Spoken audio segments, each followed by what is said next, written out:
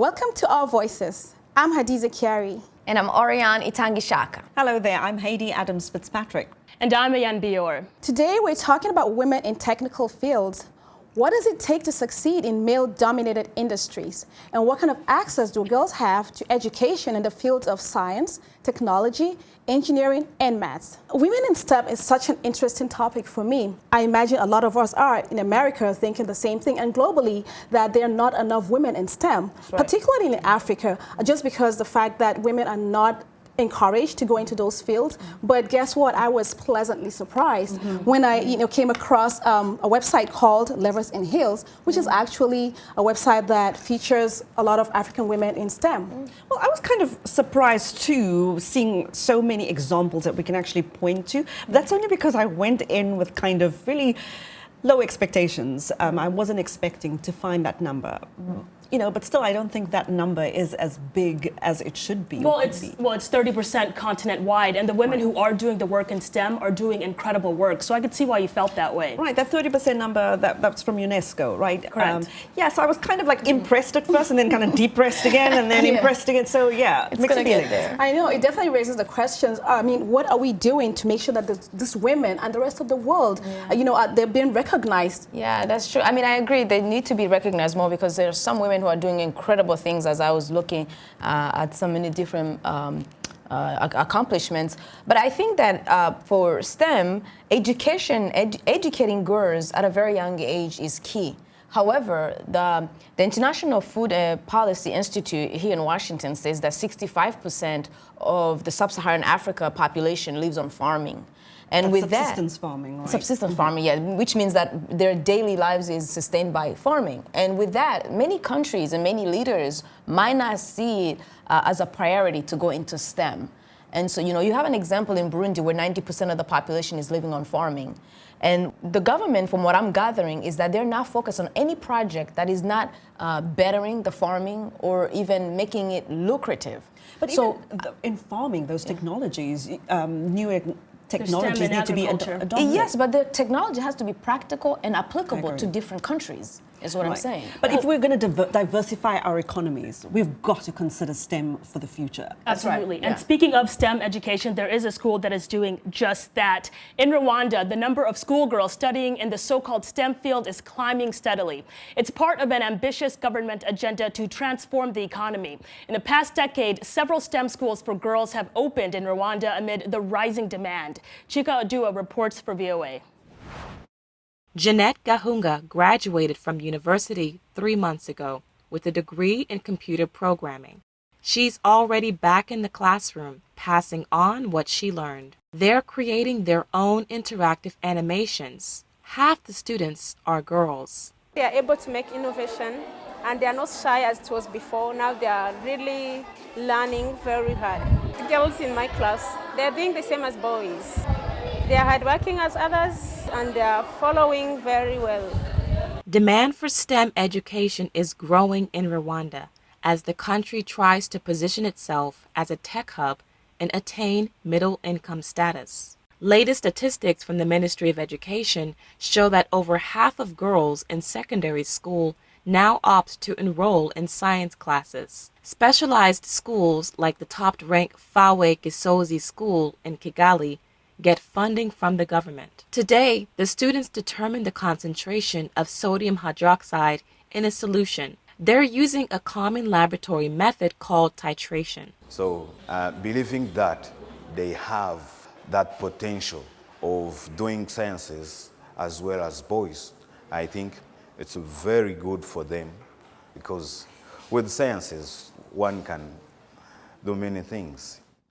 18-year-old Yvonne wants to be a chemical engineer. 19-year-old Keza wants to be a pilot, and her backup plan is to be a pharmacist. She's been a student here for 3 years. First thing which came into my mind before choosing this course that I wanted to live with girls who know what they want. The reason I want to become the pilot is that we're having few girls who are pilots, and I want to show people that yes, we can as girls.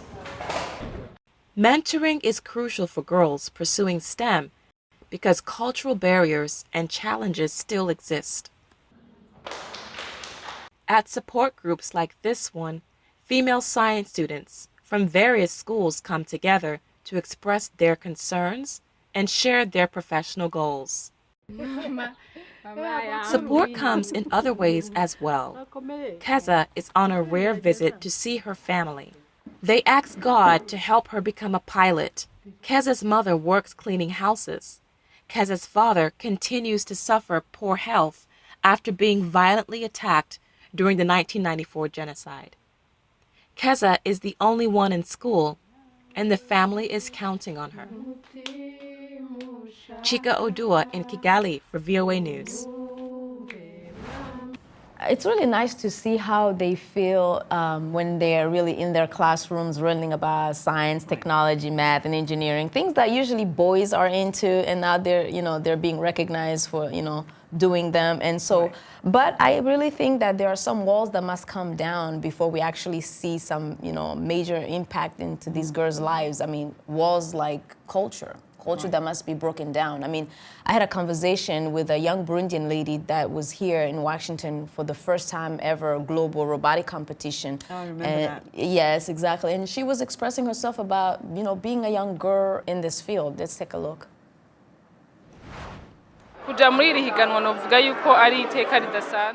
It's an honor to represent Burundian girls. It's also an opportunity to show how capable we are. I don't know if you know this, but in Burundi boys are given more opportunities than girls. But I'm happy to be here to prove that Burundian girls can do whatever boys can.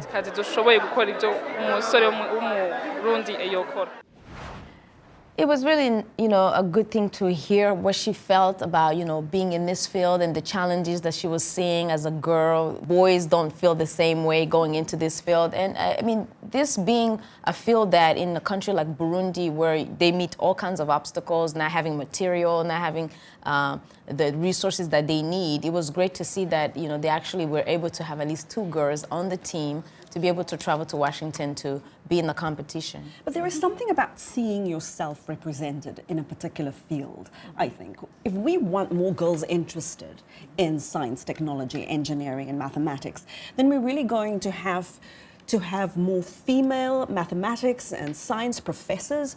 We're going to need these girls to see role models at the lower education level, at the higher education level, in the professional setting, and throughout the economy. I think that is going to be all the motivation in the world. And I think that could really help break down some of the negative stereotypes that we see prevail in the STEM field. And there's research that shows that girls who perform the same or better than boys still think that they're not as good as the boys, and it's because of these negative stereotypes. So I think that if we can create environments for girls to learn, that can really encourage them to be confident moving on in the STEM field and going into work in the STEM field. I mean, I definitely agree with you, Ayan. I think that there are a few organizations, STEM organizations, that are actually doing stuff for these girls. I mean, quite a number of them, like the African Women in Science and Engineering, Livers and Hills, like I mentioned earlier, African Women in Agricultural Research and Development, and several others. I think that they're doing a lot for these girls. However, they're doing it individually. What I would like to see is them coming together, collaborate, and do something like, some sort of Pan-African STEM for women. So it's not just about, sticking, exactly, not just sticking to your fields, but regardless of what discipline you're coming from, let's all come together. They can network, and as a matter of fact, they can collaborate with each other. Yeah, that's true. Absolutely. And remember, STEM is not an option. STEM is the future. Well, have you guys heard Gina Yashere, the British-Nigerian comedian, talk about that very thing? The options you have if you come from an African family. Take a look. African family, you got 4 choices of career.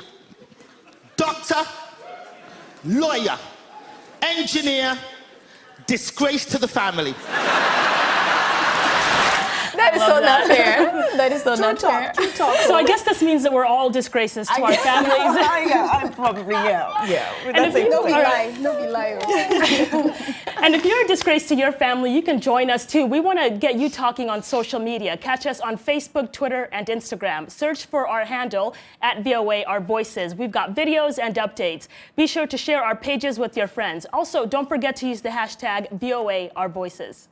We're on WhatsApp too. Send us your messages and videos. Our number is US country code +1 304 506 3638. So reach out to us and add your voice to our discussion. We're going to take a short break, and when we come back, we'll be disgracing ourselves even further. Stay with us. We'll be back in a moment.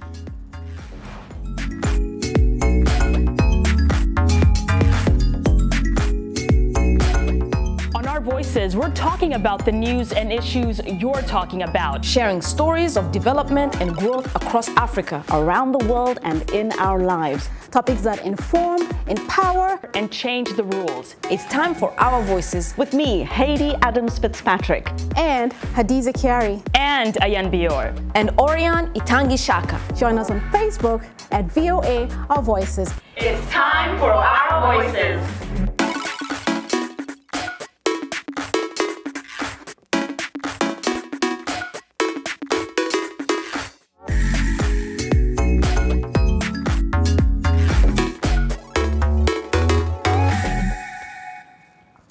You're with Our Voices. Welcome back. It's often said it takes a village to raise a child.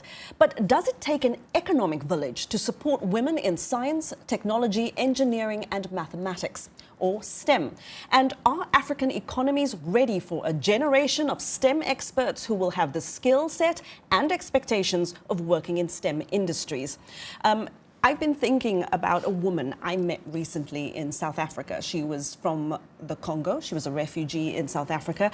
We sat down to talk about the obstacles that refugees face. And she was saying to me, you know, it's great to be here in South Africa right now. There are so many opportunities. The education is great. I can study whatever I want. So I decided to study electrical engineering. Wow. But the problem is that what happens after you graduate. And she says the South Africans have said because she doesn't have the right papers, she cannot work as an engineer in that country, which is kind of heartbreaking because here is a young woman in a country that needs the skills, that needs those skills, and she knows that her prospects are so limited that she's now saying she's going to look for work overseas or possibly go to another African country.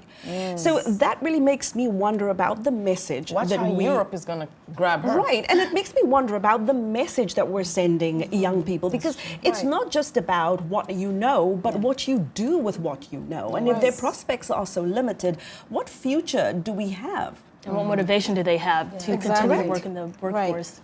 And I think one of the biggest issues is a brain drain. You know, I mean, this has affected several countries: Nigeria, Ghana, Cameroon, Niger, all of these countries, you know. But the problem is not just that, it's the fact that it's not uncommon to see graduates, you know, sometimes with distinctions not being able to find jobs, you know, they're just being unemployed and they end up being in fields that they never planned for. So there's a need for the government to do something to create those jobs. We need to see fewer graduates on the sidewalks. Right, exactly. Right, and that's exactly what's going on in South Sudan. It's fascinating to me that we have the same issues. You're from the West Coast and I'm from the East, and we have the same issue. Right. Our country is incredibly young. 70% of our population is considered the youth, and they are very ambitious. They want to become engineers, they want to become doctors, but we don't have the structures to support the workforce. And so I'm afraid that what happened to this young woman in South Africa is going to happen to my people in South Sudan, that we're going to start leaving because there are no jobs in the country. That's right. In terms of the brain drain, add Burundi to that, because a lot of times people have the opportunity to go overseas, get the skills that they need in the STEM field, they come back to their country, they want to contribute, but they realize that the continent have not caught up with their skills. Now they have to feel frustrated and have to go back into the other countries, especially Europe or America, and you begin to see the cycle of, you know, these countries being brain drained because they have not caught up with the STEM field careers that these people who are ambitious want to do. Or they haven't caught up with the aspirations and ambitions of young people. Right. Definitely. And annually, it has been estimated that Africa loses about $2 billion through brain drain, and this is just the health sector itself. Wow. You know, migration does not necessarily equate to success. Bukola Akinfadarin is an example of this. She left Africa to pursue her career in technology. Starting her business in America's Silicon Valley was much more difficult than she expected. Her story was featured in the Voice of America's documentary called Beyond the Unicorn, which you can find on voanews.com. It was tough. The money was not always there. And I didn't have, investors that came in and, gave me money to do what I wanted to do. I didn't have any of that, any serious investors. So after a while, I just to keep myself from not starving, I actually had to break down and actually get a 9-to-5 just so I can provide for myself.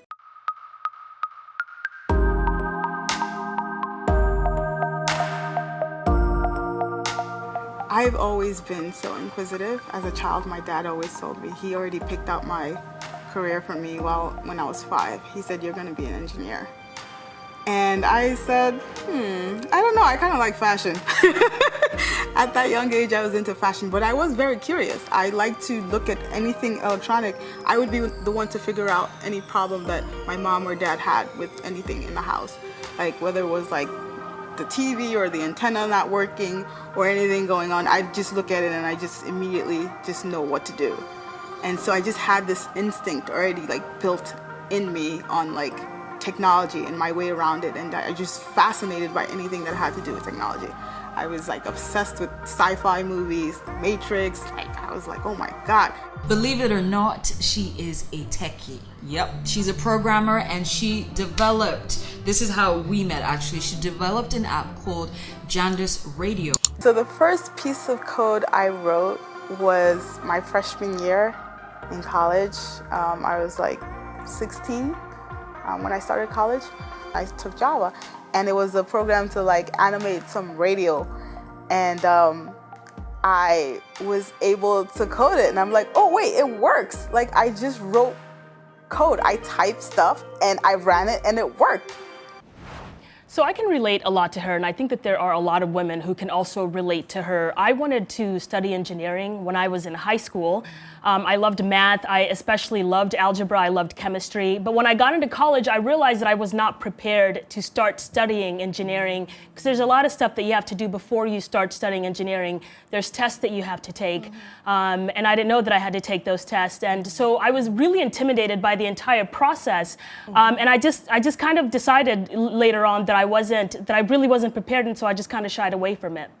Well, I always imagined if I had not dropped math at school, I would still be in high school because I was really, really bad at it. But also, I was never told that I could do it. And so I started believing that myself too. Yes. And I think the same way. Right, and I think girls need the incentive to pursue studies in STEM. They also need a little push, those words of encouragement. You can do it. And they need to hear that in the classroom, in the home.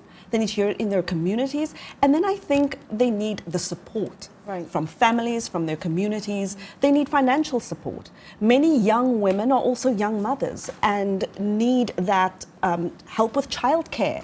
So for them, there are so many barriers. They also need the social networks. And I think governments have to make this a national priority. They have to come up with a national strategy. They have to be willing to put the money behind it. Everything that's required to set our young people, especially girls, up for success. Because it takes more than just the individual effort, but that enabling environment that rewards that individual effort. I agree, but I'm also thinking about when we talk about STEM, I'm thinking about the market women, all the rural farms, women in the rural farms. I mean, they might be feeling like estranged from this STEM push that's going on, but I think that they should prepare for the era that's coming, the era of technology. I mean, we're seeing that banking is moving to go online on different apps, They should be thinking about how exactly to move their businesses, their small businesses from the marketplace to actually apps that actually enable them to advance their businesses. I mean, you have WhatsApp where you can actually create groups. You can create clientele on your WhatsApp group.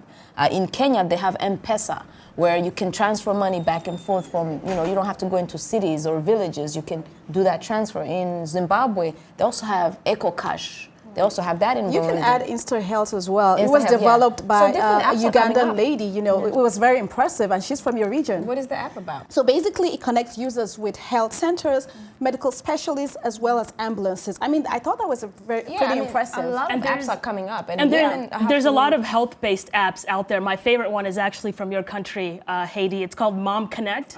And this one is actually funded by the Department of Health. So the government has put money behind it. But it's a free SMS-based app app that provides information and advice to pregnant women. In Uganda, there's an app called Matibabu, which helps you diagnose malaria. So it's not just the business field. There are apps out there that help with health and wellness. And Even it's the very rural people can use impressive. this because a lot of these phones nowadays can pick up these apps. You don't have to have a very sophisticated phones. So I think that even the rural people can really use them. Yeah. And it just goes to show that for many countries in Africa, the future is now. Yeah. That's right. I would just say that, if I could give anyone advice, being the old lady that I am, you're not. for young people, for young girls especially, as you're studying science, technology, engineering, and math, don't just study STEM subjects, but also study your economic prospects once you graduate. Because you might find that you are now A graduate. an expert in a field, Yes. but that economically you cannot put food on the table. That's Yeah. right. And so as you're studying And your these country might not amazing have that subjects, field. right, as you're studying these amazing subjects, also see what opportunities are available in your country and where you see yourself living and succeeding That's true. in these fields, that you study that as well. That's very That's true. right. After the break, we introduce you to some African women with inspiring careers in fields related to science, technology, engineering, and math. Stay tuned for Women to Watch, but first, it's time for your voices to be heard. Here's what some of you have to say about women and technology. We'll be back in a moment. African women were left behind in the advancement of technology. But today we all know that technology is very, very important because we are living in the information age, and information comes through technology. And so it is important that African women are brought along on this journey into technology. Women need to be challenging the stereotypes. They don't need to just sit down and say that, well, this is what is meant for, the man, this is what is meant for the women. They take up the challenge, they go in there and then they work it out. Most importantly, help young girls, encourage them. The bulk of Africa's population is women, and the bulk of them are employed in agriculture. But how many of our software or digital productions really serve the need of agriculture, much less that of women? Women have to run the homes, they fetch the water, they fetch the firewood, they do the cooking, take care of the children, and still farm. Are there softwares that can make it easy for these women to share information? Like Voice of America on Facebook. Follow VOA on Twitter.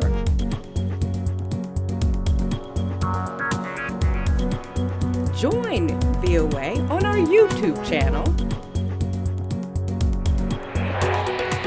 Like, follow, join VOA. Welcome back to Our Voices. Everyday African women and in the diaspora are doing extraordinary things. We highlight their contribution in a segment called Women to Watch.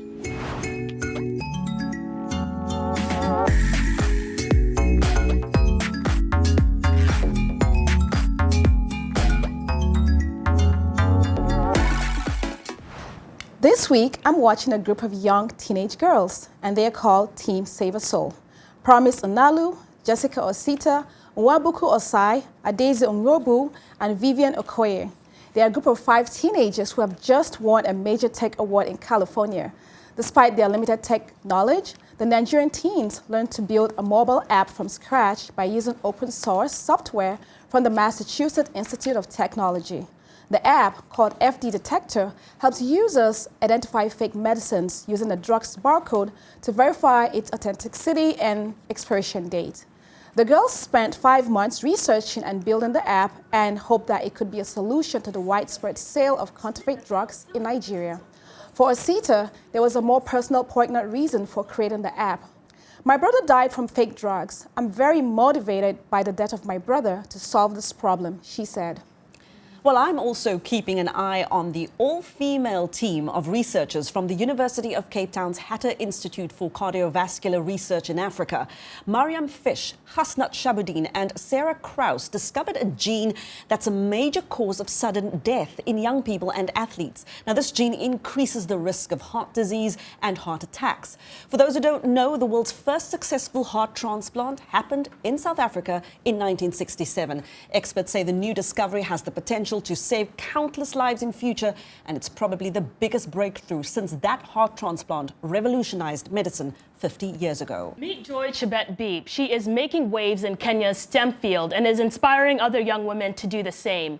Armed with a Bachelor of Science in Mathematics and Computer Science from Jomo Kenyatta University of Agriculture and Technology, Bee teaches basic coding and digital literacy skills to girls in Nairobi's Kibera slum. She has also trained children at Africa Code Week and mentored at Kamilimu, a free mentorship program designed to expand computer science training for students at Kenyan universities. In a world where less than 10% of pilots are women, my woman to watch today not only flies airplanes, she builds them for herself. Meet 31-year-old from Ghana, Patricia Mawuli Nyakodzi. She was the first woman to be awarded the Ghana's national pilot's license, the only woman flight instructor in all of West Africa. And get this, she's the only woman in the world to be certified to fix specific aircrafts called Rotax. Patricia teaches women aviation and engineering in Ghana. One can only describe her as amazing. Who do you think deserves a shout out? Use the hashtag VOA Our Voices and tell us who you think is a woman to watch in Africa's STEM. Be sure to watch Our Voices on the VOA website, where you can find the world's top news stories. And we leave you with a quote from Regina Aguiare, founder of the Ghana-based Soronko Solutions. Aguiare not only brought a major tech presence to a nation most other people throughout the world wouldn't expect, but she spends her spare time investing in initiatives that give young African girls the chance to learn to code. Most recently, she set up a formal coding academy in West Africa called the Soronko Academy. Aguiare used her voice to say, "When I was young, I was very interested in science and technology, and my dad brought home the first computer. I played Pac-Man and I was hooked. By learning to create technology, girls learn to speak up." And that's our final word for this week. On behalf of Voice of America and along with my colleagues, thanks for tuning into Our Voices. Good day.